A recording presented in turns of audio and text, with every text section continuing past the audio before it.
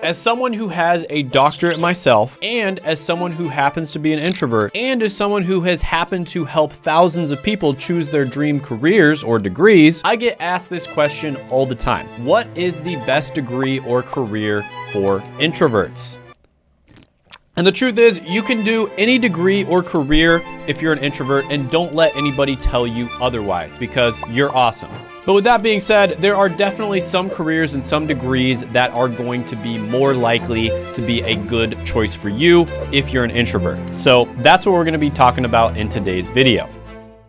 Now, there's also different types of introverts that can do well in different careers. And understanding these things and having different options for different careers you can look into as an introvert can save you like 10 years of smashing your head against the wall, trying to figure out what a good career for you is. Now, I remember being in school, being a shy, introverted kid and having absolutely no idea what I should do with my career. And I remember there was this one time where I did a job where I served people at a racetrack, and I would literally be interacting with hundreds and hundreds of really annoying people every single day because they had to wait in this super long line before they finally got to me. And by the end of the day, I was absolutely exhausted. I remember going home, laying down, and basically just staring at the ceiling for an hour. And then the rest of the night, I only had energy to watch Netflix and play RuneScape. But luckily, over the years, through trial and error, I tried out a bunch of different jobs that I liked and some that I didn't like, and I found some that were relatively good for me. And these were jobs where I actually felt energized when I got home, right? And these were jobs where I actually enjoyed my work as well. And another thing I learned is that the way that you spend time working is incredibly important, right? So if you try to get a fish to climb a tree, that's probably not going to work out very well. And if you try to get somebody who's introverted to constantly have to meet up with large groups of new people that they've never met before all day long on a day-to-day basis, that's probably also not going to work. And just like a fish would be able to swim very easily through the water, introverts actually have superpowers that I'm going to get into later on in the video, right? And these are powers that extroverts don't have. And this is something that's extremely important in life, is that you play to your strengths. And seriously, if you're an introvert, this video is going to give you an unfair advantage, and it's probably going to save you 5 to 10 years of struggle, because most of the advice out there on what to do if you're an introvert is extremely basic, and it's just not helpful at all. So if you appreciate me doing these types of introvert related videos, go ahead, gently tap that like button. It lets me know that you want me to do more of them, and let's get into it right now. So the first one on this list is going to be health and pre-health related degrees. And what I mean by this is a health degree at the bachelor's level would be something like a BSN, which you would use to get into nursing. And then there's also a lot of people who will do kind of like a pre-health track, which could be a bunch of different things, but basically you're using it in order to get into a graduate level health program to become a doctor, a PA, a nurse practitioner, or a pharmacist. And you might be surprised that I said this one, because as a healthcare practitioner, you do actually have to interact with a lot of different people on a day-to-day basis. But this one actually does depend heavily on what specialty you go into. And this is the one that I chose myself because I got a doctorate in order to become a pharmacist. And as a pharmacist, you are actually expected to be a leader, right? By definition, you got a doctorate, you're expected to be a leader because you are going to be sort of above people who are pharmacy technicians, for instance. You're going to be checking their work, making sure that everything they do is not going to harm the patient. And so you might think here, well, if you're in healthcare, you have to interact with a bunch of people, plus you're expected to be a leader in many circumstances,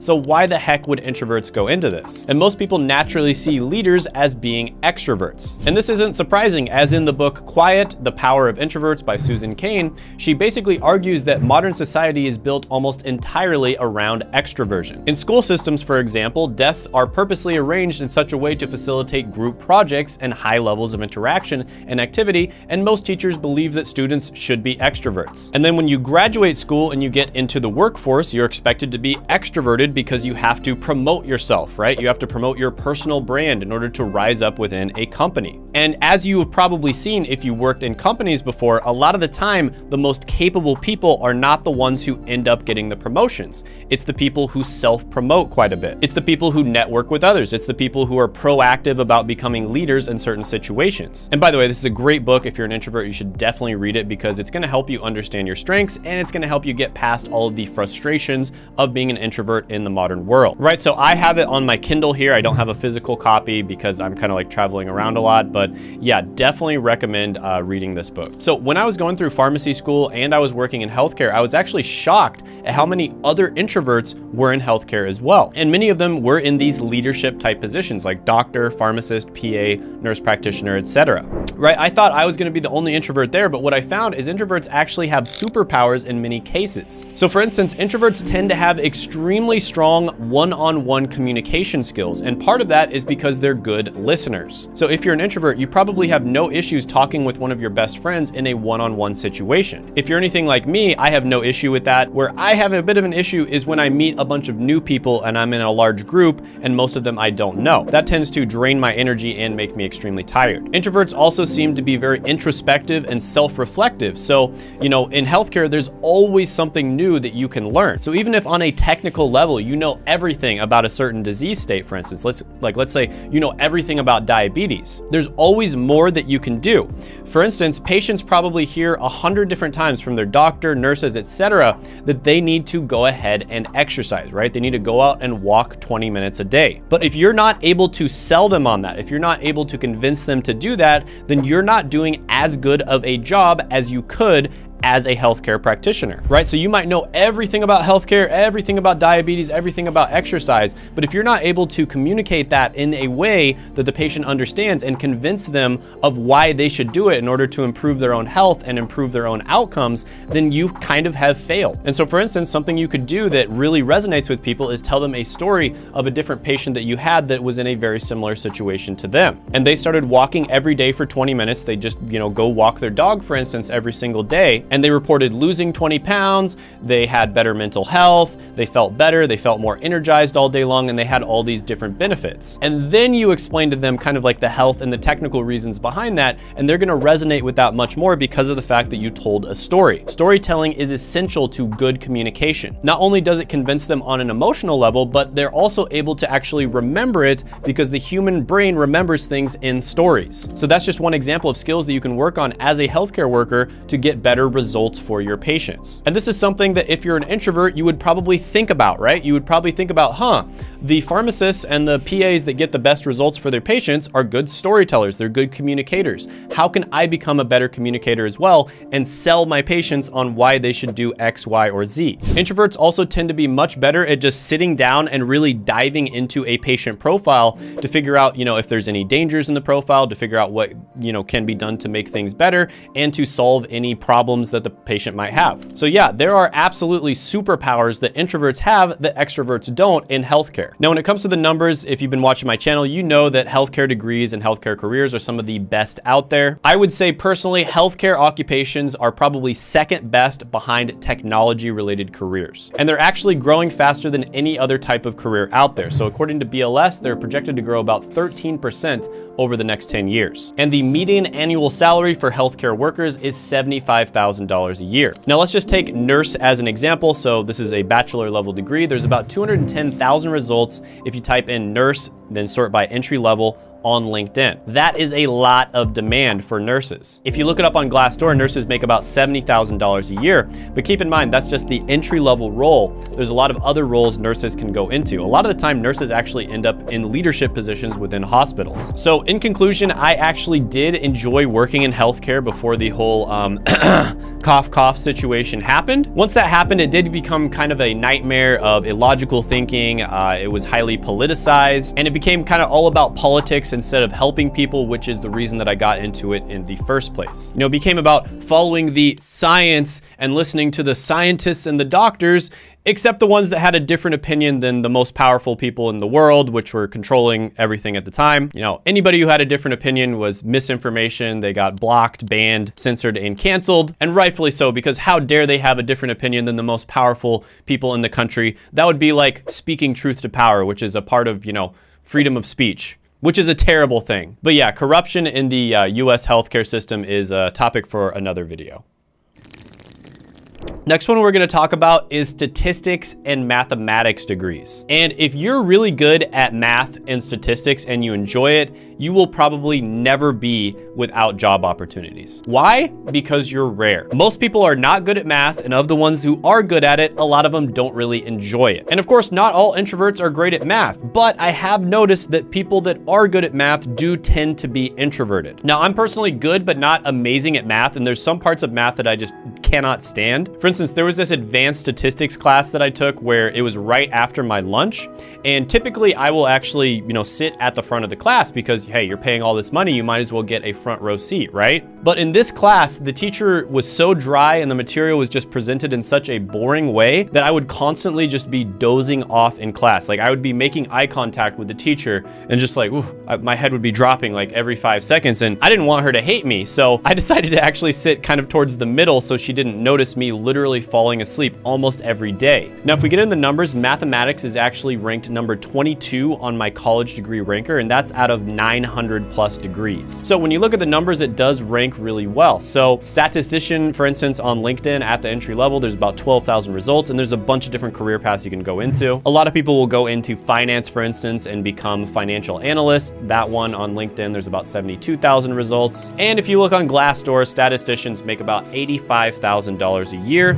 and financial analysts make $73,000. And again, that's just the entry level. There's tons of positions out there where you can make more money than that. Now, one thing I want to emphasize here, and this is something I talk about a lot in other videos, is you want to focus on going into the career, right? Not picking the degree. The degree is simply just a tool that you can use to get to your goal, and the goal is a career. And in many cases, depending on the career you want to get into, you won't need a degree. And that segues perfectly into the next one on the list, which is a marketing degree. So the most valuable skill in marketing is digital marketing. And this is something where if you look at curriculums of marketing degrees, and I've done this in other videos, you'll see that they barely even touch on digital marketing. And I've shown many different examples of people on this channel who have been able to get into digital marketing without getting marketing degrees. Now, why is marketing such a valuable skill? Well, for one, it pairs with any other skill. For two, it teaches you human psychology. And for three, if you want to go into higher level positions or you want to start your own business,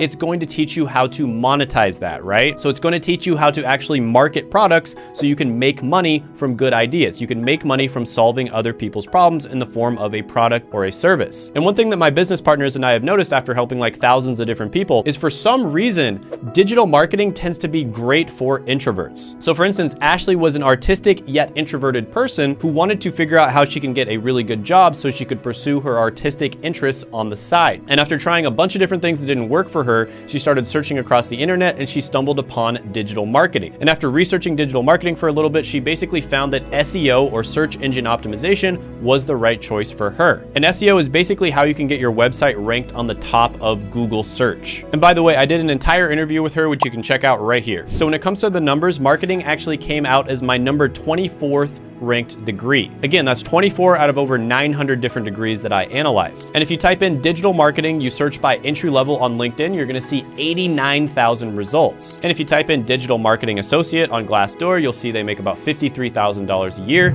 If you type in SEO specialist, they make around $59,000. And remember, these are the entry level jobs. These are jobs that you can get actually without a college degree. There's many other jobs you can move into within a few years that make it up to the 6-figure level. So in conclusion, digital marketing is probably the skill that I recommend learning the most. For some reason, it applies to just about all types of personalities out there, and people just tend to have really good outcomes with it. And this is especially good for introverts that aren't good at math and they don't want to learn how to code or go into technology. This can be a phenomenal option. And there's actually a free training, which I'll link down in the description as well as the pinned comment below, that'll go over the different types of digital marketing. Computer science is going to be next on the list, and this is one that I, of course, have talked about a ton on this channel. And this one tends to be dominated by introverts. So now, one of my favorite people on the internet, Naval Ravikant, actually had a tweet storm where he talked about skills that are incredibly valuable. And he basically said that the most valuable skills are ones that you can leverage. So he says, fortune requires leverage. Business leverage comes from capital, people, and products with no marginal cost of replication. And the two that he gave in his example are code and media. And what exactly is leverage? Well, Archimedes said, if you give me a place to stand and a level lever long enough, I will move the world. Leverage is where you're one person, but you can do the work of 10, 20, maybe even 100 or 1,000 people. And then Naval goes ahead and he splits leverage into two different categories. So there's permissioned leverage and permissionless leverage. So he says capital and labor are permissioned leverage. Everyone is chasing capital, but someone has to give it to you. Everyone is trying to lead, but someone has to follow you. And so he basically says that the two types of leverage that are permissionless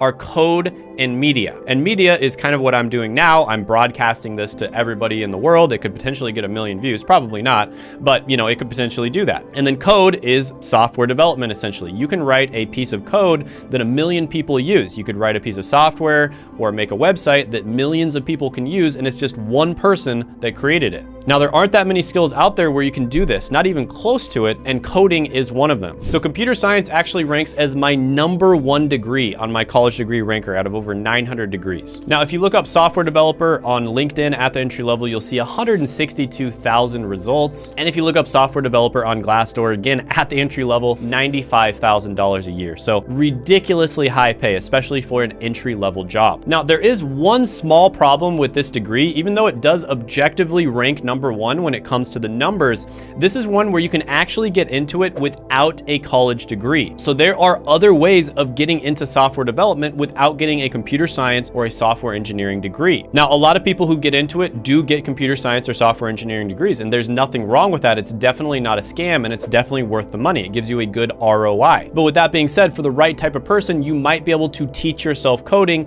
and get into it without getting a degree, right? There's no accrediting body here that says you have to have this degree in order to become a software developer. Also, this one absolutely can be done remote. I know there's a ton of people on this channel, probably over 90%, who want either a remote or semi-remote job. And so what I did is I created a video called the remote jobs tier list that goes over the best remote jobs, and you can check that out right here. Next one on the list is going to be an information technology degree. Now, going back to our analogy about leverage, information technology is basically a way to leverage technology within a business. So it's basically the technology side of the business's infrastructure. And it's a way to make human beings as well as your business on a whole more efficient. And so it's another incredibly valuable skill, and it's also another one where you're gonna spend a lot of time working by yourself. And if you are gonna communicate with people, it's usually gonna be in a one-on-one setting, and if it is with a group, it's probably going to be with people that you already know and are familiar with. And this is one where we've had great success getting people into IT roles. So for instance, we were able to get somebody in 10 days and 14 days, and I actually interviewed both of those people on the channel. And yes, I literally mean they went from 0 experience to getting a job in 10 days and 14 days. And as a degree, information technology is ranked 15th out of over 900 degrees. And I would say this is probably the easiest way to get into the technology industry other than tech sales. Tech sales is probably a little bit easier, but a lot of introverts probably do not want to be like cold calling people on the phone trying to do sales. So if you're an introvert, this is probably the easiest way to get your foot in the door in the technology industry. Now, there are a ton of different super random careers you can get into. One of them is going to be information technology specialist, and there's 16,000 results at the entry level on LinkedIn. And if you look up information technology specialist on Glassdoor, you'll see they make about $61,000 a year. So yeah, IT is probably the easiest way to get your foot in the door. I interviewed Antoine on this channel, and he basically started off in IT, then he went into kind of like an IT logistics type role, then he went into software development, then he transitioned into tech sales, and now he makes over $500,000 a year. So yeah, IT is a great place to kind of break into tech, get your foot in the door. Once you're in, it's very easy for you to move around to different roles. So next on the list is going to be an accounting degree, and this is one that my amazing girlfriend Lucy, who's standing over there, got herself. And she is also an introvert. And accounting is extremely important for basically any type of business out there. Now, it does tend to be relatively number heavy, so there is math, but the math you use tends to be extremely basic, and it's more about kind of organizing things and then having them like easily accessible and in such a way where it's easy to communicate data to other people. You're probably going to be using tools like QuickBooks and Excel quite a bit. Now, a lot of the work tends to involve stuff that you can basically just do on your own. And if you are going to be communicating with other people, it's typically going to be in a one-on-one setting. And if you're communicating with people in groups, it's usually going to be people that you already know. So it tends to be really great for introverts. Now, when it comes to the numbers, accounting comes in at number 34 on my college degree ranker out of over 900 degrees. If you type in accountant at the entry level, there's over 54,000 results in the United States. And if you type in accountant on Glassdoor, Glassdoor, you're gonna see $59,000 a year. And remember, that's just the entry level. I interviewed the financial controller, Brian, on the channel, and he makes, I believe, over $250,000, $300,000 a year. So that's kind of a higher level accountant role, and that's something you can get into. Next one on the list is going to be engineering. And this is one that, of course, is a great degree that you can get. It's also brutally difficult. Now, engineering is actually the degree that creates the most millionaires as well as the most CEOs out of any type of degree out there. So for instance, Jeff Bezos of Amazon actually got an electrical engineering and computer science degree. And one big reason for that, in my opinion, is that engineering is all about practical problem solving. So this tends to work really well when you're trying to solve problems in the real world. Practical problem solving is basically the heart of entrepreneurship. And entrepreneurship is basically where you're solving other people's problems in the form of a product or a service. Now, the funny thing is, most engineers are introverts as well. So this kind of goes against the stereotype that you have to be an extrovert in order to be a good leader. And this is another thing that Susan Cain talks about in her book, Quiet the Power of Introverts. She argues that in some cases, extroverted behavior and people blindly following charismatic leaders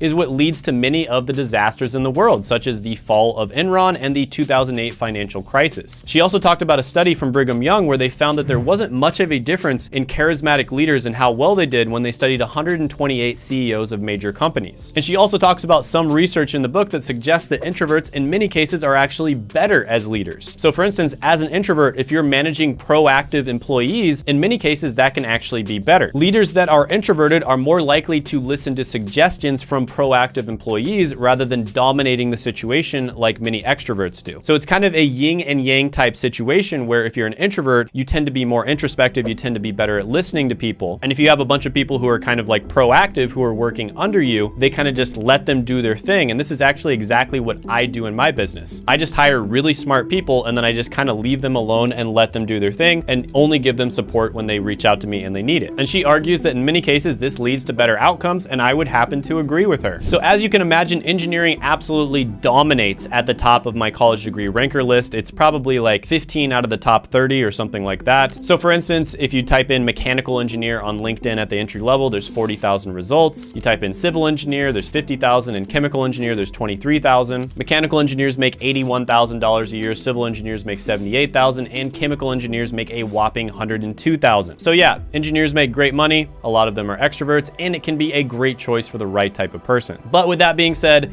engineering is absolutely brutal. So keep that in mind because it's one of the hardest degree paths that you can go for. Next, let's talk about a social science, which is economics. And you probably didn't think that I was going to include a social science on the list. So economics can lead to a bunch of really high paying jobs, and it can be a great opportunity for introverts. Introverts tend to be highly introspective, as I talked about before, and they spend a lot of time kind of thinking about how the world works and thinking about how different systems interact with each other. And understanding basic economics, especially microeconomics, is an amazing way that you can sort of fundamentally understand how the world works. Now, if you type in economist on LinkedIn at the entry level, you're gonna see 111,000 results. But with that being said, typically to become an economist, you're gonna need at least a master's level degree. But with just a bachelor's, there's other roles that you can go for. So for instance, financial risk analyst is one you could go for, and that's about 6,000 results. You could also become an investment analyst, and that one's about 10,000 results. And if you look on Glassdoor, economists make $99,000 a year, financial risk analysts make $82,000, and investment analysts make $99,000. So yeah, economics is another really good one. Keep in mind with this one that you really do need to plan out your career, right? This is not one where you can just go into it and kind of know that when you graduate, you're gonna be good to go, kind of like an engineering degree.